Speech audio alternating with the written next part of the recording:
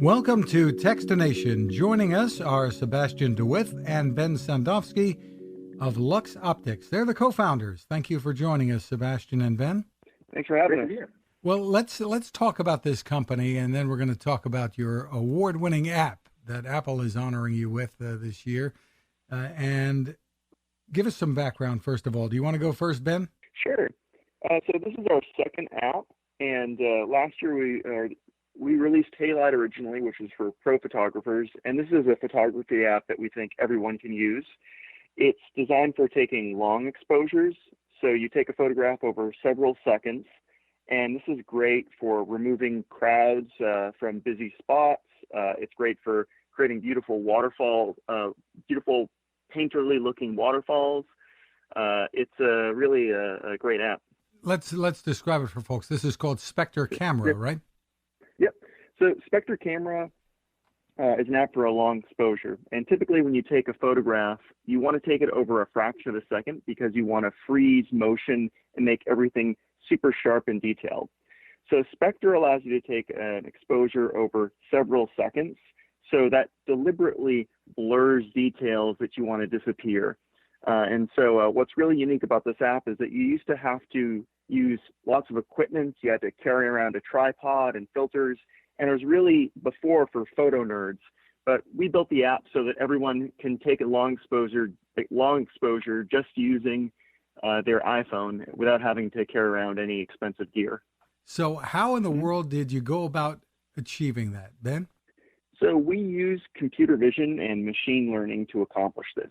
So we actually recognize in the scene all of the details, and we take hundreds of photographs and merge them together in a way that you don't need to have your device locked in place. We'll automatically be correcting all of the movement in your hand using computer vision. We also recognize the type of scene that you're taking, if you're taking a photo during the day or at night, and we choose the appropriate post-processing. So we can recognize if you're taking a photo of fireworks or sparklers, or if you're taking a photo of a city street at night, and we'll apply a different effect on the scene. Sebastiaan, tell us about the user interface for this. As Ben was saying, this is usually a fairly complicated process to take a long exposure photograph. Yeah, and actually we made another app. Our first app was kind of a pro camera app, so it's more for people who know a little bit more about photography and want something more than the stock camera app that Apple gives you on the iPhone. So for Spectre, we really kind of turned it around. We wanted to make it extremely friendly to just about anyone. So there's actually not even any kind of photographic verbiage at all. You don't have to know what the shutter speed is or an aperture or anything like that.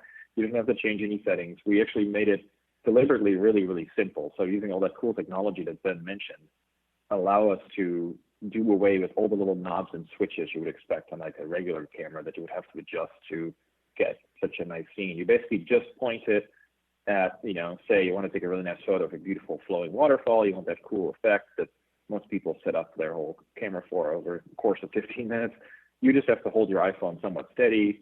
We have a little tiny phone that kind of moves around in little brackets so you can see if your movement is too much.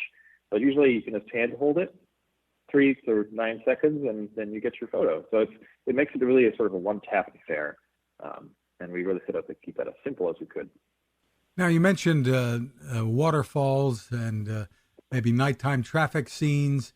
What other kinds of scenes or situations might lend themselves to using this? Yeah, one thing we kind of accidentally discovered, Ben was, while we were first sort of prototyping the app, Ben was in Japan, and he went to a few of those touristy spots, the one where you always see a lot of people around. And we found that, so if you take a photo of a waterfall, normally you have this frozen motion, you see little droplets and stuff kind of flows together if you take a long exposure. If you take a photo of a crowd, because people move so much more so than water does, if people are walking around in a scene, if you take an exposure over the course of maybe 5 seconds or 9 seconds, you can usually get a shot of a place that's really touristy without any people in it, which is a really cool effect.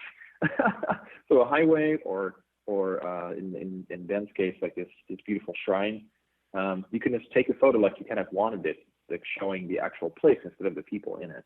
as long as the people walk around. So that was really cool. That's one of the ways you can use the app as well. We're also impressed with how people, once we released the app, they came up with all sorts of creative, abstract ways of creating artwork with it. So they would deliberately make it blurry, or they would deliberately use it the wrong way, and they almost created these weird impressionist paintings using it. So we sort of just gave people the tool, and they've come up with all sorts of creative new uses for it. And Ben, what would the explanation be for people who are scratching their heads about why people in a crowded street scene, the people might disappear? Sure. So people are naturally sort of mulling around and moving about. And so if someone is standing in a spot for 1 second and then they move to another spot, and we're taking an exposure over 9 seconds, then we're going to be averaging together all of that one photograph over 9 seconds. So you'll see 1/9 of what that person was a moment ago. So it's difficult to describe photography on the radio, but it's basically blending together all of the movement together to average out a photo. There is a place online where people can go to get a look at this firsthand, right? So. Yep, you can go to spectre.cam. That's spectre.cam. So spectre.cam, and we have some demo photos there, and we're also available on Instagram. Actually, Sebastiaan, that's a Halide app on Instagram. Well, how are you guys holding up under the burden of having been honored by Apple with having one of the top apps of this year? That was really cool. Yeah, we actually were invited by Apple a few weeks before to come to an event. Like, they don't usually do an event for this, so they were doing an event in New York City, and we got to kind of shake hands with the other App of the Year winners. We met some of Apple's executives and App Store staff who were super delightful, and then we actually demoed the app a little bit to some press there. So we met press from all around the world. It was really, really cool. And then, the afterglow is that we got so much press coverage and so many new users. It's really, really cool. Yeah, we couldn't have predicted this response because, again, we're just like two people. And so to be invited to such a huge event, it was super, super humbling. So got to ask, what's next for you guys? Are you already at work on something else? I think we're always iterating on the apps and always looking at different ways to improve them. So right now we've had so many new users come in, and we're listening to all the feedback. We're listening to the ratings and reviews. So we're definitely supporting the app and seeing how we can improve it. And we're really excited, though, in 2020 to see what we can do from what we've learned now on our second app. And once again, you can find it in Apple's App Store, Spectre, Spectre. I don't know if that's a James Bond tribute. Spectre Camera is the name of the app. Ben Sandofsky and Sebastiaan DeWitt, thank you for taking the time with us. Thank you. Thank you very much. Cooking with the power of the sun.